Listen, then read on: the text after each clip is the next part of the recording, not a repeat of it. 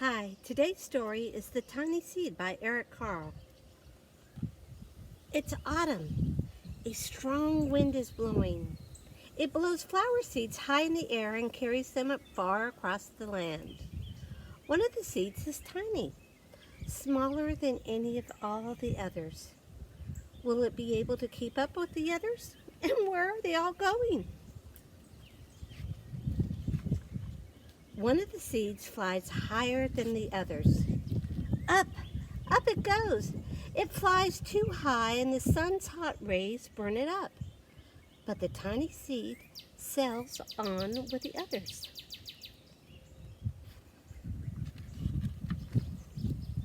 Another seed lands on a tall and icy mountain. The ice never melts and the seed cannot grow. The rest of the seeds fly on, but the tiny seed does not go as fast as the others.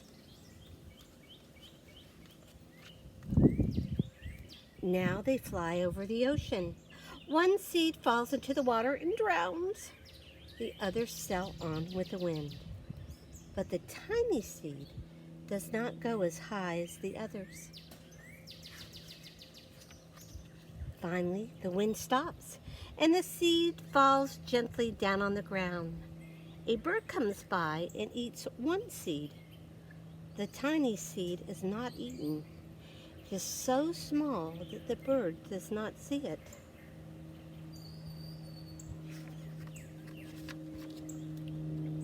Now it is winter. After their long trip, the seeds settle down. They look just as if they were going to sleep in the earth, and snow falls and covers them like a soft white blanket. A hungry mouse that also lives in the ground eats the seed for his lunch, but the tiny seed lies very still, and the mouse does not see it. Now it is spring. After a few months, the snow has melted. It is really spring. Birds fly by, the sun shines, rain falls. The seed grows so round and full that they start to burst open a little bit. Now they are not seeds anymore, they are plants. First they send roots down into the earth. Then their little stems and leaves begin to grow upward towards the sun and air. There is another plant that grows much faster than the new little plants. It's a big, fat weed.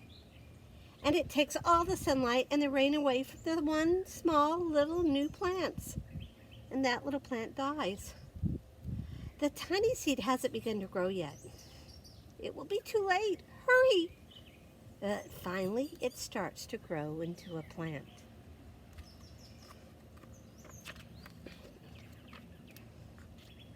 The warm weather also brings the children out to play. They too have been waiting for the sun in springtime.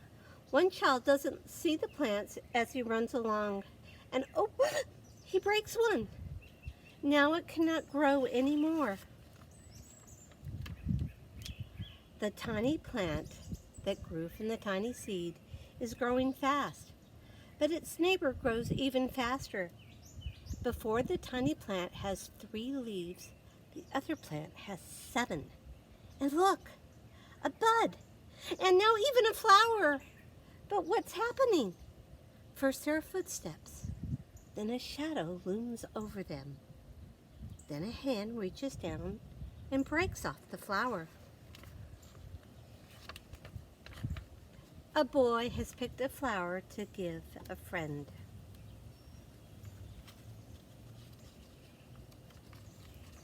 It is summer.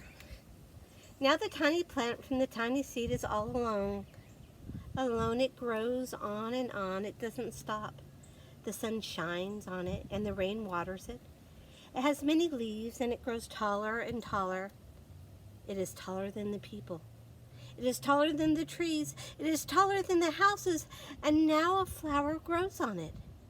People come from far and near to look at this flower. It's the tallest flower they have ever seen. It's a gigantic flower. It's a giant.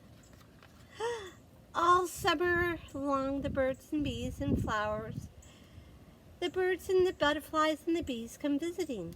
They have never seen such a big and beautiful flower.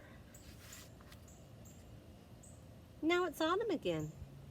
The days grow shorter, the nights grow cooler, and the wind carries yellow and red leaves past the flower.